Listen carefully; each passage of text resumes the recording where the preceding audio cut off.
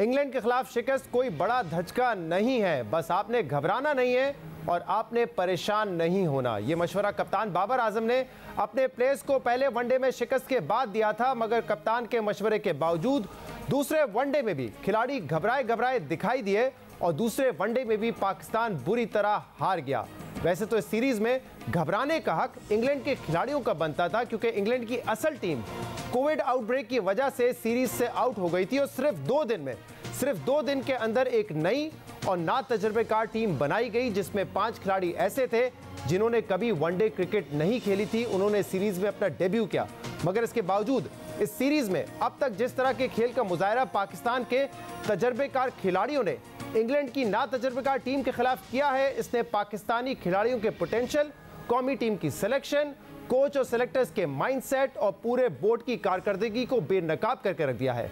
England के हाथों series में शिकस्त के बाद पाकिस्तानी शायकीन गम और गुस्से का इजहार कर रहे हैं। सोशल मीडिया पर कोई हेड कोच मिसबाह उल हक को और कोई बॉलिंग कोच वकार यूनुस को निशाना बना रहा है, कोई खिलाड़ियों की काबिलियत पर तनकीद कर रहा है, कोई पाकिस्तान क्रिकेट बोर्ड की इंतजामी कारकर्दगी पर सवाल उठा रहा है, तो कोई कौमी क्रिकेट टीम के बैटर इन चीफ यानी कि वजीर आजम इमरान खान से टीम की शिकस्त पर जवाब मांग रहा है। पाकिस्तान 47 सालों में इंग्लैंड से कभी वनडे सीरीज नहीं जीता है, मगर फैंस की अक्सरियत की राय ये थी कि सीरीज जीतने का इससे अच्छा मौका शायद ही पाकिस्तान को मिलता।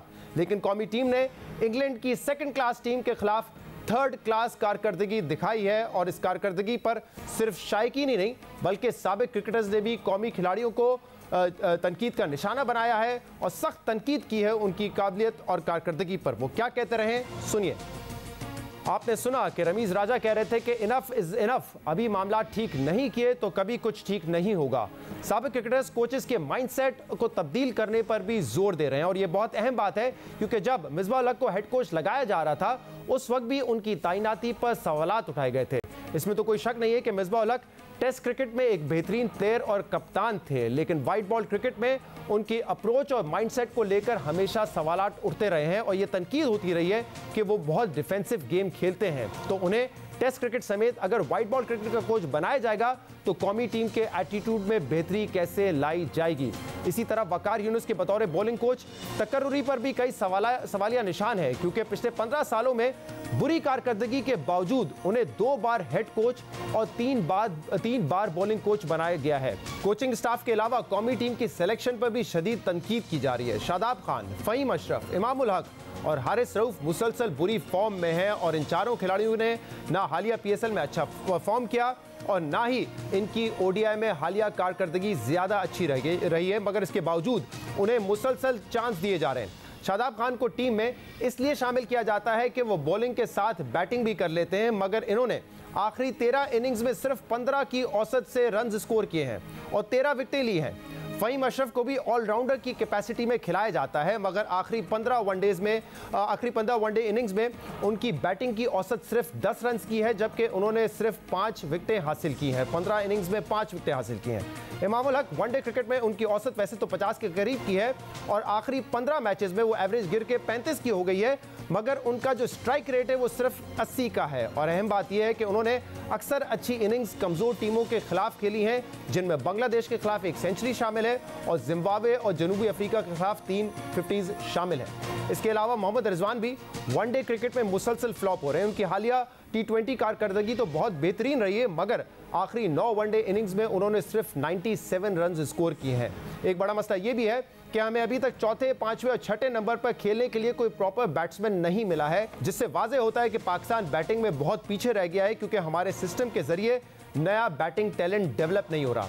वैसे तो हार जीत किसी भी खेल का हिस्सा है, लेकिन इस शिकस्त ने सबको हैरान करके रख दिया है, क्योंकि इंग्लैंड की इस टीम में सिर्फ कप्तान बेन स्टोक्स ऐसे खिलाड़ी हैं जिन्होंने 100 मैचेस खेले हैं, जबकि बाकी 10 खिलाड़ियों ने कुल मिलाकर सिर्फ 55 वनडे मैचेस खेले हैं। जबकि इसके मुकाबले में पाकिस्तानी प्लेयर्स का जो तजुर्बा है वो 416 मैचेस का है, मगर इस तजर्बे के बावजूद पाकिस्तान दोनों मैचेस में बुरी शिकस्त का सामना करना पड़ा है और इसीलिए सवाल उठ रहे हैं कि टीम की मुसलसल बुरी कारकर्दगी और इंग्लैंड से सीरीज में शिकस्त का जिम्मेदार कौन है। मसला मैनेजमेंट का है या कोचेस का, या हमारे खिलाड़ियों का टैलेंट और पोटेंशियल ही इतना है जिनसे इससे ज़्यादा उम्मीद लगाना शायद उन्हीं के साथ ज़्यादती होगी। इन मामलात पर तफसील से बात करेंगे, जिसके लिए हमें ज्वाइन किया है पाकिस्तान के साबिक टेस्ट प्लेयर सकलैन मुश्ताक ने।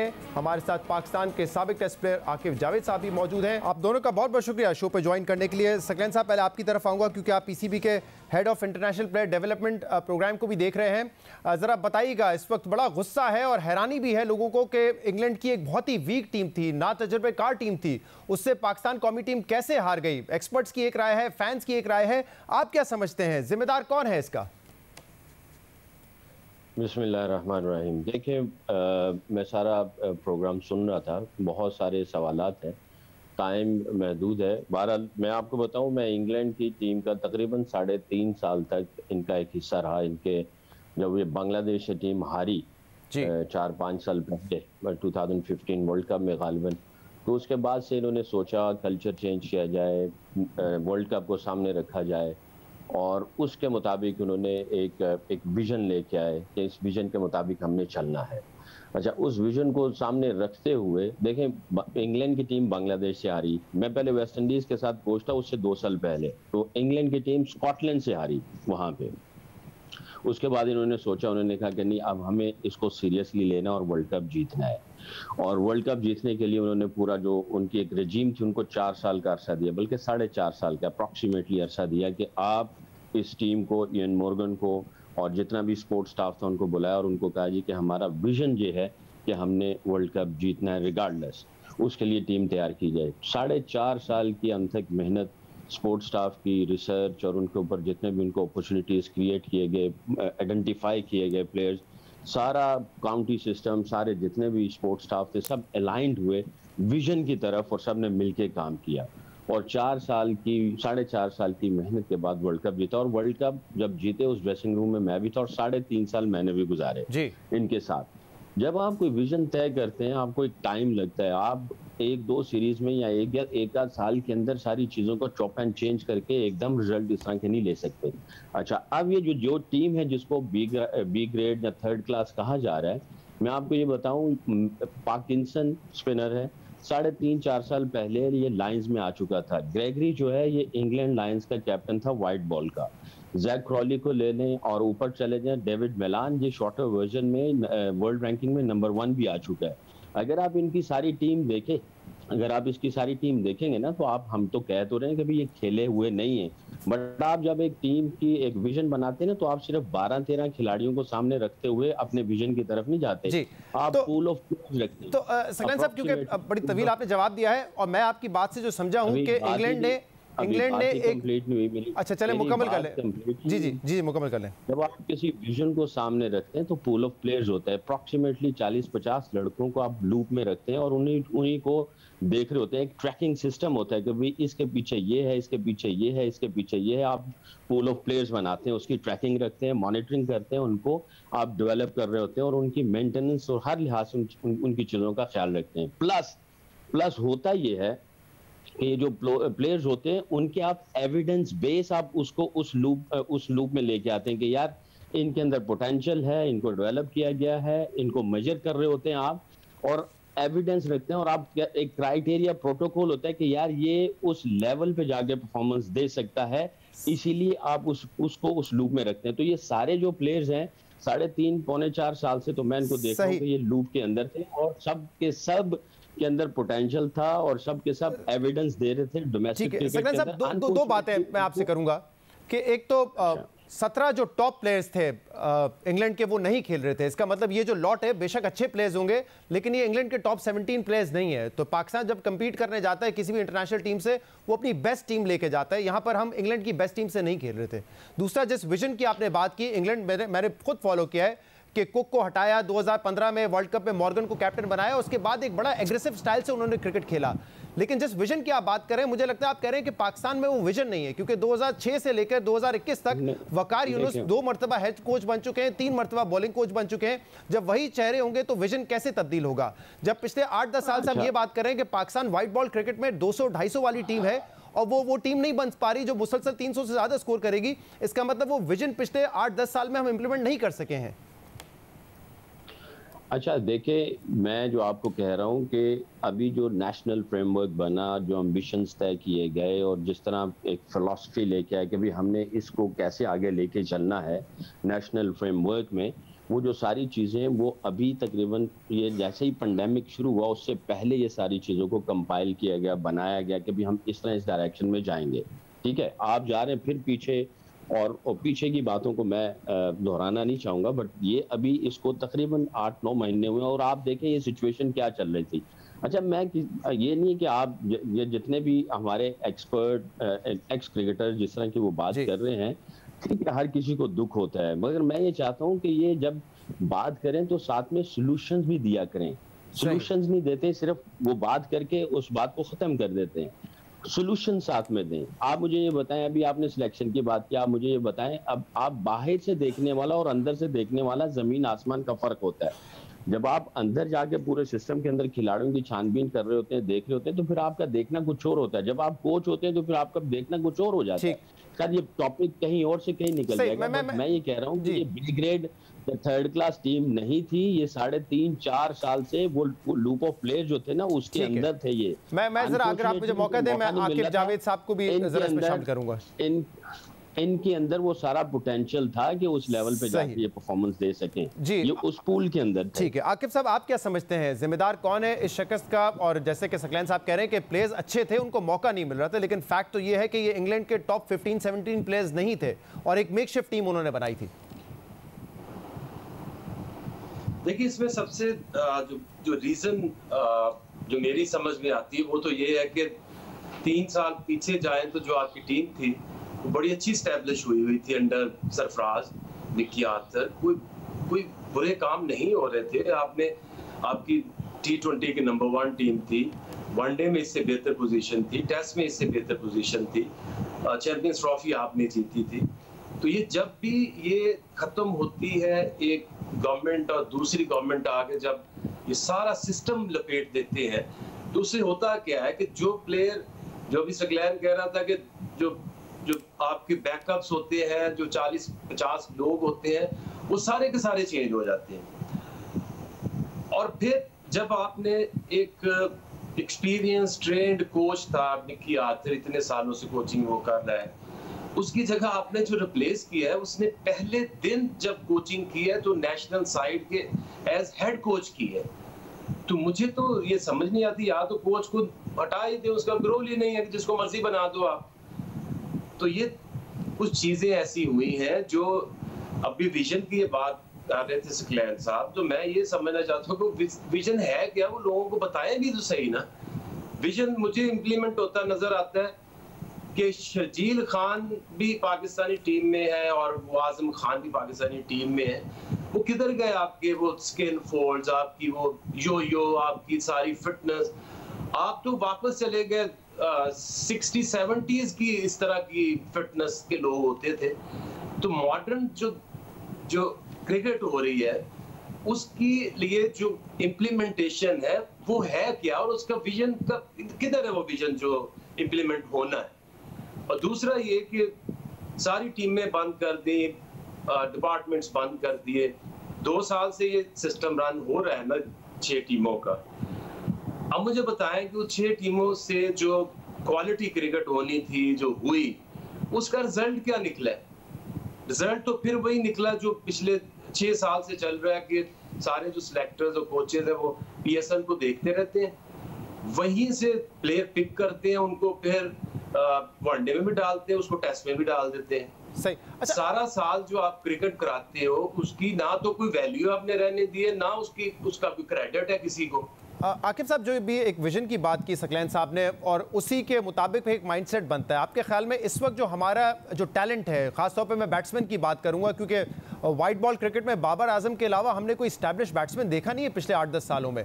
तो आपको लगता है कि अगर वो एग्रेसिव विजन जो अब हमें चाहिए, वो माइंडसेट इस टीम में है, वो टैलेंट इस टीम में है? और खासतौर पे मिसबाह हक साहब के हवाले से तो हमेशा कहा जाता था कि टेस्ट के बेहतरीन कप्तान है, बेहतरीन बैट्समैन है, लेकिन बड़े डिफेंसिव एक उनकी अप्रोच होती थी खासतौर पे वनडे क्रिकेट को लेके। तो आपको लगता है कि जो कोचिंग स्टाफ और टैलेंट है इस वक्त हमारा, वो उस विजन को इंप्लीमेंट कर सकता है?